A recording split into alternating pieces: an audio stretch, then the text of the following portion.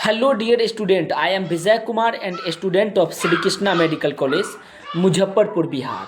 आज के इस लेक्चर के माध्यम से मैं आप सबको cell the unit of life का जितने भी पॉइंट है सभी पॉइंट को एनसीईआरटी आकाश का जो माइंड मैप है उससे पढ़ाऊंगा और मैं विश्वास दिलाता हूं कि जितना मैं मटेरियल बताऊंगा उससे बाहर नीट में क्वेश्चन नहीं पूछा जाएगा। जितने भी क्वेश्चन अभी तक नीट में पूछा जा चुका है या आगे पूछे जाने की संभावना है, सारा पॉइंट उस आकाश के माइंड मैप में दिया गया है, तो मैं उसको बताऊंगा।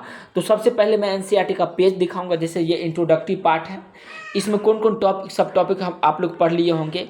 व्हाट इज सेल, उसके बाद सेल थ्योरी पढ़े, फिर an overview of cell, prokaryotic cell and eukaryotic cell, ये सारा टॉपिक आप लोग पढ़ चुके हैं। तो चलिए आकाश के माइंड मैप से मैं आपको दिखा दूँ। तो चलिए हम लोग देखते हैं इसका इंट्रोडक्टरी पार्ट। इंट्रोडक्शन में क्या क्या दिया गया है। What make an organism living, कौन ऐसा चीज़ है जो ऑर्गेनिज्म को लिविंग बना के रखती है, उसका आंसर भी देती है NCERT. The answer to this is the presence of basic unit of life the cell in all living organism. सभी लिविंग ऑर्गेनिज्म का बेसिक यूनिट क्या होगा, तो सेल होगा। All organism are composed of cell, ये पॉइंट उम्मीद करते समझ में आ गया होगा। अब दूसरा पॉइंट देखिए, व्हाट इज सेल। इससे रिलेटेड जितने भी इंपॉर्टेंट लाइन है उसको भी देख लेते हैं।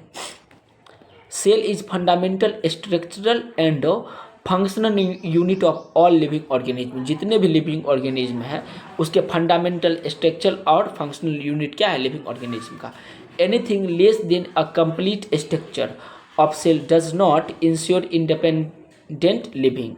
कोई भी चीज़ जो एक कंप्लीट स्ट्रक्चर से छोटा होगा उसको हम लोग इंडिपेंडेंट में क्या कहेंगे, लिविंग नहीं कहेंगे, नॉट इंश्योर इंडिपेंडेंट लिविंग।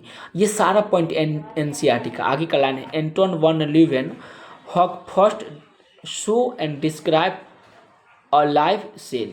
जितने भी लाइव सेल है उसको सबसे पहले देखने वाले साइंटिस्ट, उसका डिस्क्राइब करने वाले साइंटिस्ट का नाम है एंटोन वन ल्यूवेन हॉक।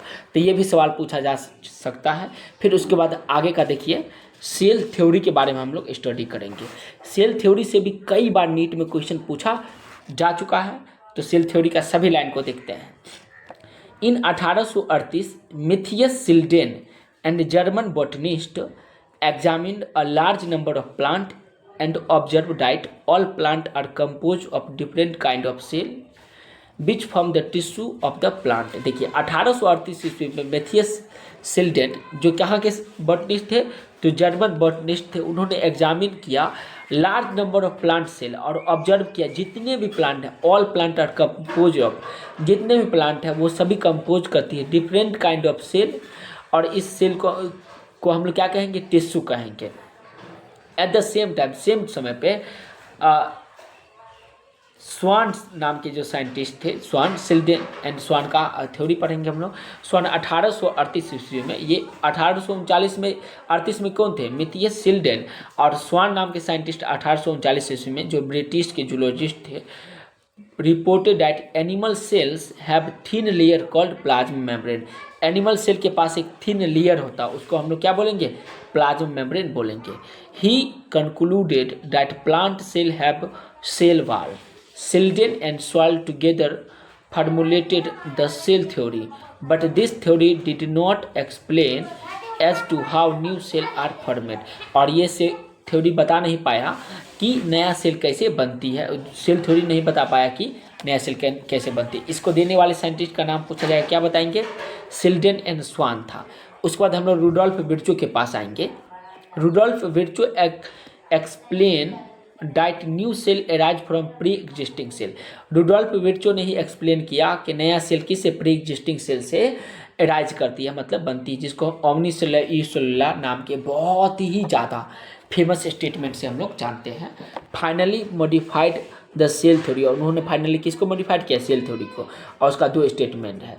पहला स्टेटमेंट है, all living organism are composed of cell and product of cell. जितने भी लिविंग ऑर्गेनिज्म है सब या तो सेल से मिलेगी या सेल के प्रोडक्ट से फॉर्मेट होगी।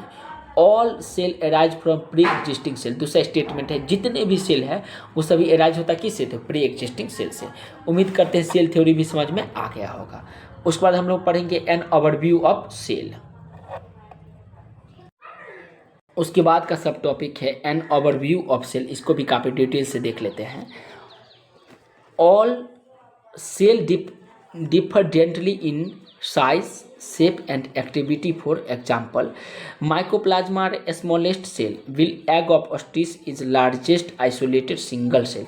बहुत इंपॉर्टेंट है, जितने भी सेल है सभी डिफर करती किस किस में, तो उसके साइज में डिफरेंट होगा, शेप में डिफरेंट होगा, एक्टिविटी में डिफरेंस होगी। जिसका कुछ एग्जांपल है, जैसे माइकोप्लाज्मा जो होगा, माइकोप्लाज्मा उसको स्मॉलेस्ट सेल बोलेंगे, जबकि एग ऑफ ऑस्ट्रिच का जो एग होगा वो single cell largest single isolated cell का एग्जांपल होगी। Nerve cells are some of the longest cell, जबकि नर्व सेल होगा उसको हम लोग लॉन्गेस्ट सेल के श्रेणी में रखेंगे। दूसरा स्टेटमेंट इसी का देखिए, the cytoplasm is main arena of cellular activity in both plant and animal. सभी प्लांट और एनिमल में उसके साइटोप्लाज्म जो होगा main arena of cellular activity का मुख्य स्थान है। उसके बाद का लाइन देखिए, ribosome are non membrane bound organelles. Ribosome कैसा ऑर्गेनेल्स है, तो नॉन मेम्ब्रेन बाउंड ऑर्गेनेल्स है, जो किस किस में पाया जाएगा, तो दोनों यूकैरियोटिक एंड प्रोकैरियोटिक दोनों में पाया जाएगा, अपार्ट फ्रॉम साइटोप्लाज्म को छोड़ करके। They are also found in mitochondria, chloroplast and rough endoplasmic reticulum पे भी पाया जाएगा। कौन, तो राइबोसोम, बहुत इंपॉर्टेंट है। उसके बाद हम लोग आएंगे एनिमल सेल के पास। Animal cell contain another non-membrane bound organelles called centromere which help in cell division। Animal cell के पास एक दूसरा नॉन मेम्ब्रेन बाउंड ऑर्गेनेल्स होगा, जिसको हम लोग क्या बोलेंगे, सेंट्रोमेयर बोलेंगे, जो किस में हेल्प करती है, तो सेल के डिवीजन में हेल्प करती है। आगे का लाइन देखिए, सेल डाइट है मेम्ब्रेन बाउंड न्यूक्लियस। सेल के पास मेम्ब्रेन बाउंड क्या होता है, न्यूक्लियस होता है, जिसको हम लोग क्या बोलेंगे, यूकैरियोटिक सेल बोलेंगे। Diet lake membrane bound nucleus called prokaryotic. बहुत इंपॉर्टेंट, यूकैरियोटिक, जिसके पास न्यूक्लियस मेम्ब्रेन बाउंड होगा उसको यूकैरियोटिक बोलेंगे, और जिसका न्यूक्लियस मेम्ब्रेन बाउंड नहीं होगा उसको हम लोग प्रोकैरियोटिक बोलेंगे। तो उम्मीद करते हैं ये भी लाइन समझ में आ गया होगा। अभी तक जो भी बातें पढ़े हैं उसको एनसीईआरटी से देख लेते हैं। पहला इंट्रोडक्टरी पार्ट था, दूसरा पॉइंट था व्हाट इज सेल, और उससे रिलेटेड सभी इंपॉर्टेंट लाइन को मार्किंग कर दिया गया है। आप एनसीईआरटी में मार्किंग किए होंगे, अगर नहीं किए तो वीडियो को रोक करके कर सकते हैं। यह सेल थ्योरी देख लीजिए, उससे रिलेटेड जो इंपॉर्टेंट पॉइंट है सारा पॉइंट को दिया गया है। स्वान नाम के साइंटिस्ट 1839 ईस्वी में जो ब्रिटिश के जूलॉजिस्ट थे उससे रिलेटेड सारा स्टेटमेंट दिया गया है। उसके बाद हम लोग देख लेते हैं एन ओवरव्यू ऑफ सेल, ये भी देख लीजिए, एनसीईआरटी में भी आप देख लीजिए, सारा इंपॉर्टेंट लाइन को मार्किंग कर दिया गया है। तो ये सभी लाइन आप लिख करके याद करेंगे, दोस्त में भी डिस्कशन भी करेंगे। ये देखिए फिगर, ये फिगर देख लीजिए, इस फिगर को भी आप समझ जाएंगे और समझाए हुए भी हम हैं। जितने सेल का टाइप है वो सारा सेल और उसका साइज भी दिया गया है। उसके बाद हम लोग पढ़ेंगे प्रोकैरियोटिक सेल।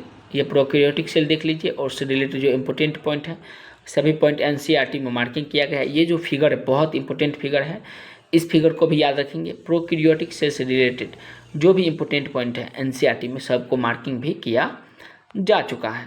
उसके बाद हम लोग पढ़ेंगे an over cell envelope and it modifications.